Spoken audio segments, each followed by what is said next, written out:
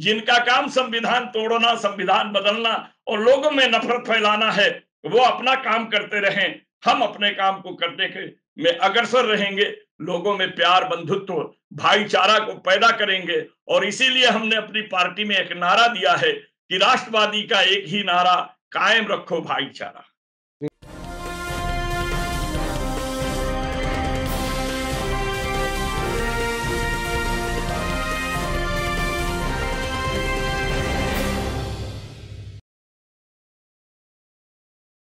Hello, नमस्कार, आदाब, सत श्री अकाल और अस्सलाम वालेकुम। मैं हूं मोहम्मद अहमद काज़मी, लेकर आया हूं आपका पसंदीदा कार्यक्रम आपके रूबरू।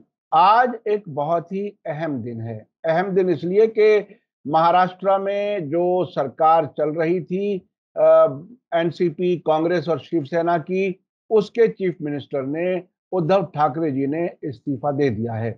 ऐसा लगता है कि बीजेपी का जो प्लान था वो कामयाब हो गया है। वो शुरू से ही इस सरकार को गिराने के अलग-अलग तरीकों पर काम कर रही थी। कभी ईडी के ज़रिए, कभी मुख्तलिफ लोगों के ज़रिए, मुख्तलिफ बहानों के ज़रिए, कुछ गोदी मीडिया ने भी बहुत काम किया। शुरू-शुरू में तो आपको याद होगा वो तस्वीरें, जब एक जर्नलिस्ट को गिरफ्तार करके ले जाया जा रहा था, तो वो बहुत ही जोश में था और वापसी में आने के बाद उसने और ऐसा लगा कि शायद वो बहुत कामयाब है। वो सारी चीज़ें आपको याद हैं। अ, अब ये जो सरकार गिरी, इस सरकार के दौरान क्या कुछ तजुर्बा रहा? क्या कुछ था जो अब नतीजे के तौर पर सामने आया? और एनसीपी चूँकि इस सरकार में एक तरह से सबसे इम्पोर्टेंट लीडरशिप एनसीपी की ही शरद पवार जी की थी, जिन्होंने ये सरकार बनवाई थी। इस सरकार के बनाने में उनका सबसे इम्पोर्टेंट रोल रहा था। उसी पार्टी से एनसीपी के माइनॉरिटी डिपार्टमेंट के प्रेसिडेंट जनाब शब्बीर अहमद विद्रोही साहब हमारे साथ हैं, खास मेहमान। हम ये जानने की कोशिश करेंगे कि ये ये जो अंग्रेजी का एक मुहावरा है कि स्ट्रेंड रिलेशनशिप, या कहिए कि स्ट्रेंड बेड फेलोज, तो वो एक साथ रहते हुए क्या तजर्बा रहा और बीजेपी का क्या कुछ खेल था, क्या कुछ है, वो हम समझेंगे। शब्बीर अहमद विद्रोही साहब, वेलकम है आपका। मीडिया स्टार वर्ल्ड को आपने वक्त दिया। आप ये बताइए कि सरकार अब फ्लोर टेस्ट नहीं होगा, जाहिर है, उससे पहले ही इस्तीफा दे दिया है उद्धव ठाकरे जी ने। आपकी पार्टी, आपका, आपकी लीडरशिप इस जो जो जिसे कहते हैं कि आखिरी सीन से मुतमईन है या बेचैन है? आपके दर्शकों का अभिवादन करें और आदाब अर्ज करते हुए आपके सवाल का जवाब देता हूं। हमारी पार्टी ने साथ देने का वादा किया और अभी तक साथ रहे। साथ लेने वाला निकल जाए तो उसके लिए हम क्या करें? सवाल उसका नहीं है। सवाल ये नहीं कि शीशा बचे कि टूट जाए। सवाल ये है कि पत्थर कहां से आता है। हम्म। शीशा को बचाने से बेहतर है कि पत्थर को आने से रोका जाए, और वो चीज नहीं हो सकी। जैसा कि संभावनाएं, राजनीति में संभावनाओं के द्वारा ही राजनीति गर्भावित होती है और उसी से संतान की उत्पत्ति होती है। आज जो आप देख रहे हैं, इन चीजों में फ्लोर टेस्ट ना होना, और ये बात से साबित होता है कि जब फ्लोर टेस्ट ना होना, इसका मतलब कि जिन्होंने इस्तीफा दिया उन्होंने हार मान लिया। हमारी पार्टी ने हार नहीं माना। हमारी पार्टी कह रही थी कि हम आखिरी वक्त तक आपके साथ हैं। कांग्रेस भी कह रही थी हम आखिरी वक्त तक साथ हैं। और साथ ही निभाने के मुद्दे पर कल कैबिनेट में जो दो नामों को बदलने का काम हुआ, तो हमारी पार्टी खामोश रही। कहीं हम विरोध करेंगे तो ये कहने का मौका मिल जाएगा कि आपने ही हमको साथ से छोड़कर भागने का मौका दिया। इसलिए हमारी पार्टी न चाहते हुए भी खामोश रही। अब न चाहने का शब्द कहना भी बुरा है। इसलिए बुरा है कि जब आप खामोश हैं तो चाहना न चाहना क्या है। जब हम्म। विरोध नहीं किया तो चाहना तो साबित हो जाता है। अब इन बातों में जब आगे बढ़ेंगे काजमी साहब, तो एक बात बहुत बड़ी आएगी। जब कोई भी सरकार बनेगी तो उसको फ्लोर टेस्ट में जाना पड़ेगा, क्योंकि समर्थन का लेटर गया, वो सही है कि गलत है, क्या है। उस वक्त शिवसेना का व्हिप जारी होने के बाद से ही पता चलेगा। अगर व्हिप जारी करती है तो पता चलेगा कौन कहाँ है, कैसा है और किसके फेवर में व्हिप जारी करती है। अगर वो व्हिप जारी करती है तो ये सारी चीजों का मामला आ जाएगा कि यह एक योजना के तहत हुई है, और अगर नहीं जारी करती है तो ये बात साबित होगी, और जारी करती है तो संघर्ष देखने के बाद बताया जा सकता है कि ये दुर्घटना थी कि घटना थी कि योजना थी। तो समझ क्या रहे हैं कि आप नहीं? क्या आप ये कहना चाह रहे हैं कि एनसीपी को अभी ऐसा डाउट है, ऐसा ऐसा शक है कि उद्धव ठाकरे खुद उस खेल का हिस्सा हैं? क्या वो उस प्री प्लान उसमें उन्होंने वही काम किया है जो बीजेपी चाह रही थी? क्या मतलब क्या समझ रहे हैं इस बात का मतलब? देखिए, मैं एक बात बताऊं, उद्धव जी बहुत सज्जन और मृदुल स्वभाव के व्यक्ति लगे। जिस तरह मुख्यमंत्री पद पर रहते हुए जब चले तो एक सादा सीधा सज्जन व्यक्ति लगे, और सज्जन व्यक्ति के साथ भी जो टीम थी वो क्या कर रही थी ये बात नहीं है। हमें ये बात, हमने अपने लोगों से भी कहा कि हमको इसमें किसी योजना की बू आती है, तो हमारे लोगों ने कहा क्या बात करते हैं शब्बीर भाई, आप राउत जी को देखिए कैसा बोल रहे हैं, उद्धव जी को देखिए कैसा बोल रहे हैं। हमने कहा देखिए, बोलना अलग है, क्योंकि जो भी जा रहे थे समझाने वो वहीं चिपक जा रहे थे। तो इसका मतलब क्या है? इसका तो मतलब ये है कि वो समझाने गए थे कि चिढ़ाने गए थे कि कुछ और बताने गए थे। और जब घर बिखरने लगता है तो आपको मालूम है कि घर के मुखिया को बहुत बहुत निर्णय लेने के लिए विवश हो जाना पड़ता है।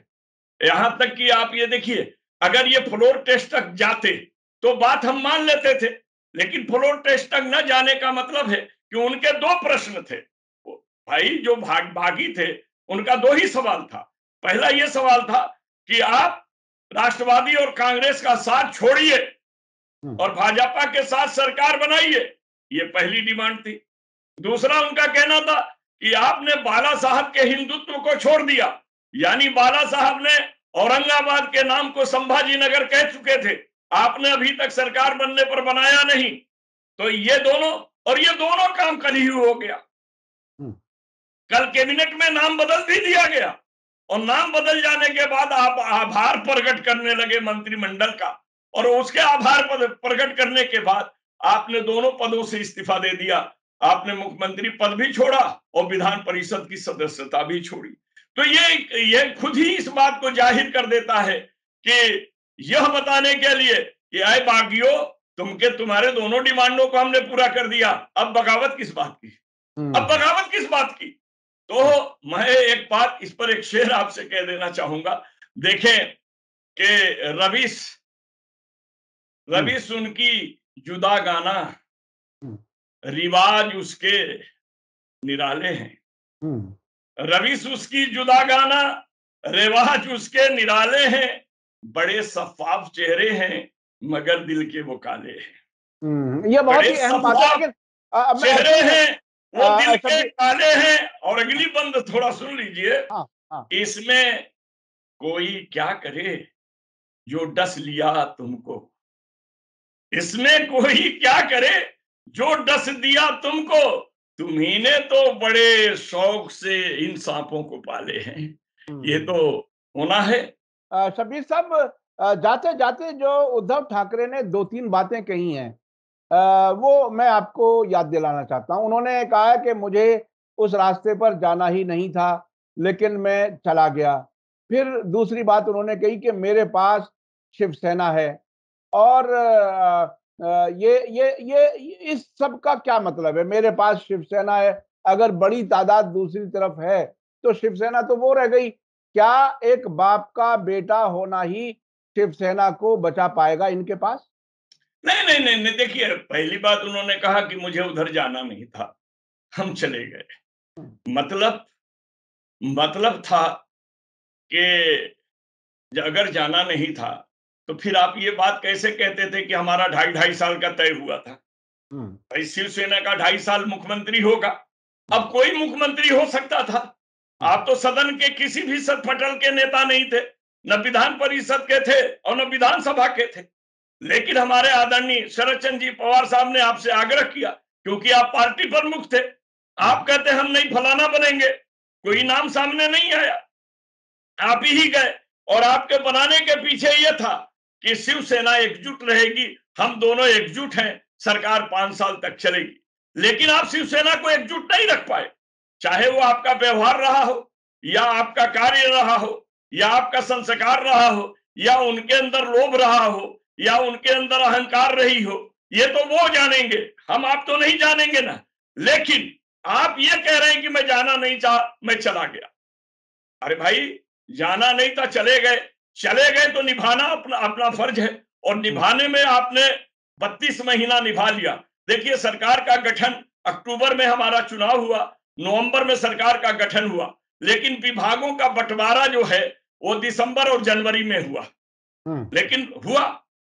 तो जिस तरह से आकस्मिक सरकार बन गई थी, उसी तरह से आकस्मिक चली गई। आपको मालूम है कि जो जैसे आते हैं वो वैसे जाए, समझ रहे कि नहीं? तो जो चीज जैसे आई वैसे गई। लेकिन अभी आपने एक सवाल कहा कि बाप का बेटा होना ही इस देश में लेकर चलने का एक रास्ता है क्या? अब तक की राजनीति में कांग्रेस में भी वही है, बीच में एक आध बदले हैं, शिवसेना में भी वही है। आप इशारा हमारे तरफ भी कह देंगे कि पवार साहब, तो देखिए, आदरणीय पवार साहब जब तक हैं, उसके बाद कोई बात देखी जाएगी कि परिवार है कि नहीं है, प्यार है कि नहीं है, संस्कार है कि नहीं है, व्यवहार है कि नहीं है। पार्टी का मुखिया वही बनता है जो सबको लेकर साथ में चल सके।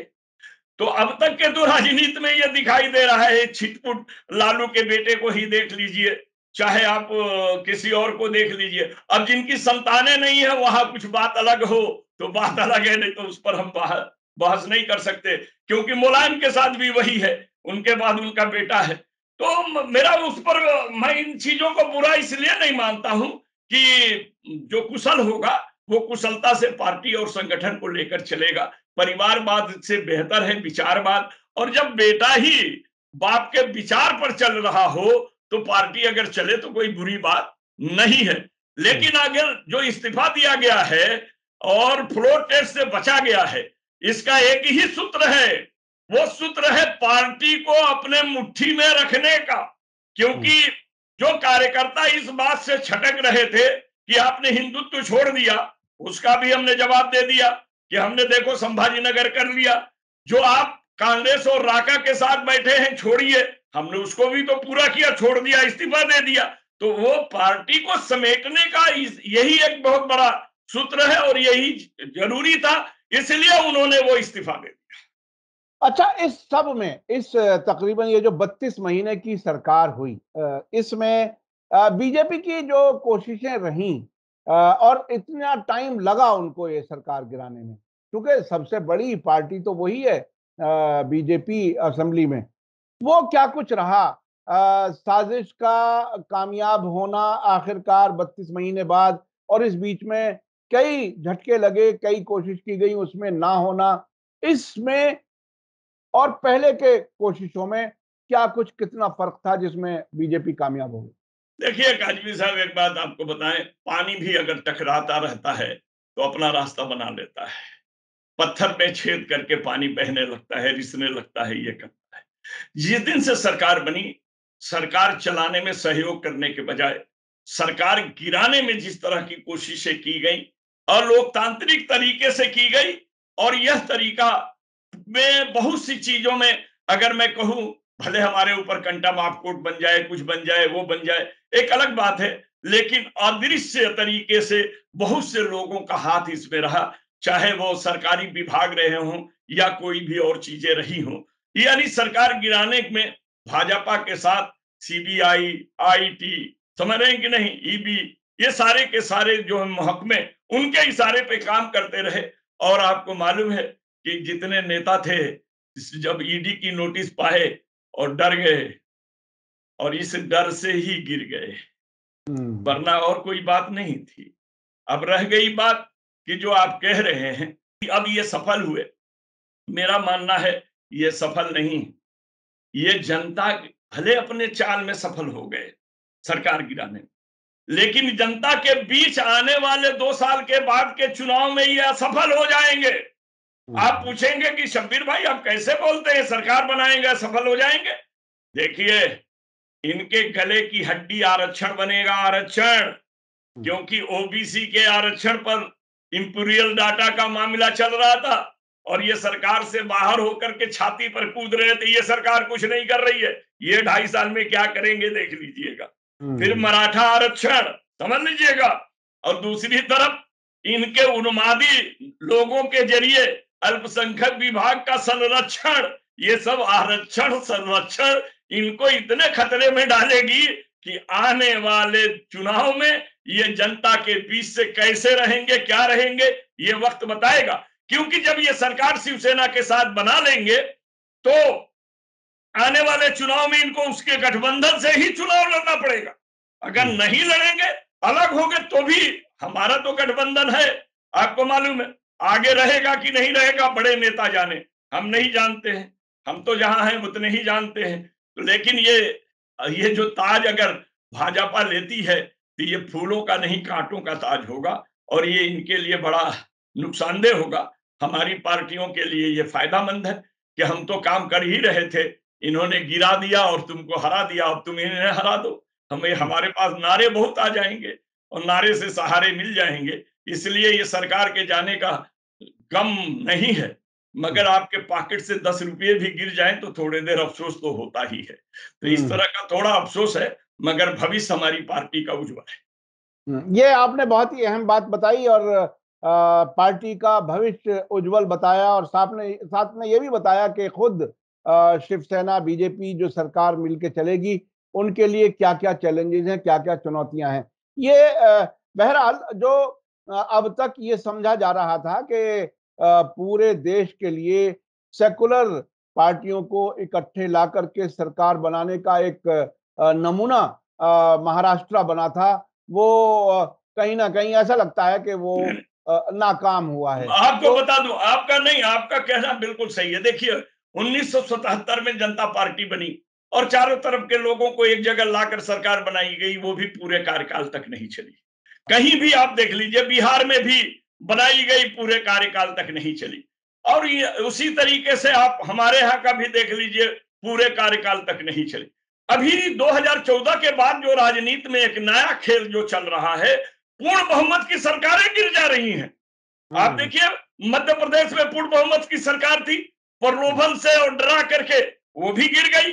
कर्नाटक में पूर्ण बहुमत की सरकार थी, गिर गई। हमारे यहाँ तो 3 पार्टियों की सरकार थी, और 3 पार्टी में जिसको हमने सरकार का मुखिया बनाया था उनके लोगों ने बगावत करके गिराया, दूसरों ने नहीं गिराया।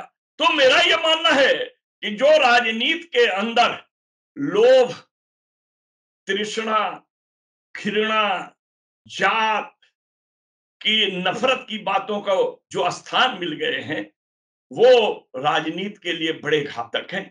सरकार को विचार के लिए अगर सरकार गिर जाए तो कोई बड़ी बात नहीं है, लेकिन यहां तो सरकार इसलिए गिराई जा रही है कि हमारी बननी चाहिए, दूसरे की नहीं बननी चाहिए। और जिसके पास सब कुछ है, मान लीजिए सरकार केंद्र की है, ईबीआई उनकी है, सीबीआई उनकी है, आईटी उनकी है, ईडी उनकी है, और इनके कार्यकर्ता की तरह से काम कर रहे हैं।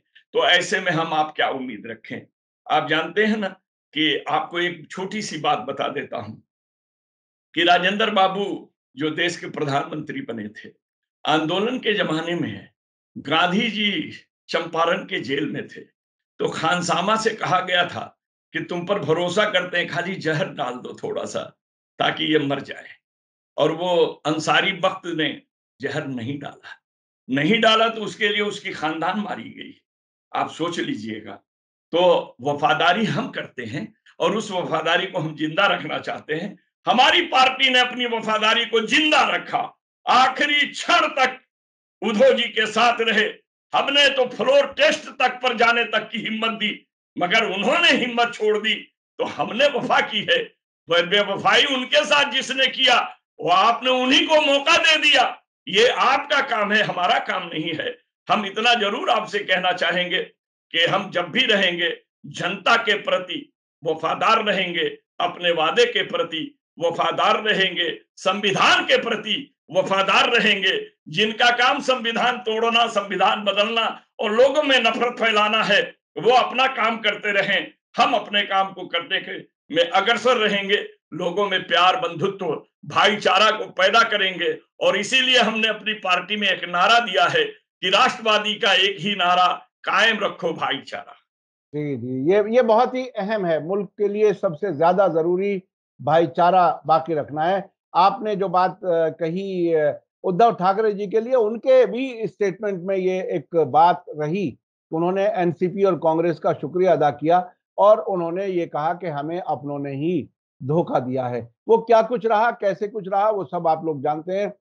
दर्शकों के सामने एक बात आ गई, ये एनसीपी के एक जिम्मेदार लीडर की तरफ से जो बातें आपके सामने आई हैं, वो साथ में तजर्बे की रोशनी में आई हैं। मैं समझता हूं कुछ गहराई से समझने के लिए महाराष्ट्र की सियासत को ये काफी अहम है। आपको जरूर इसमें से बहुत सी इंफॉर्मेशन, बहुत से इशारे मिले होंगे, मुझे उम्मीद है। इसी के साथ दीजिए इजाजत। धन्यवाद, शुक्रिया। जय भारत, जय हिंद। मीडिया स्टार वर्ल्ड के और वीडियो देखने के लिए हमारे चैनल को सब्सक्राइब करें और सीधे नोटिफिकेशन पाने के लिए बेल आइकन दबाएं। और अगर हमारी खबर सच्ची और अच्छी लगे तो अपने व्हाट्सएप, इंस्टाग्राम, फेसबुक और ट्विटर अकाउंट पर जरूर शेयर करें।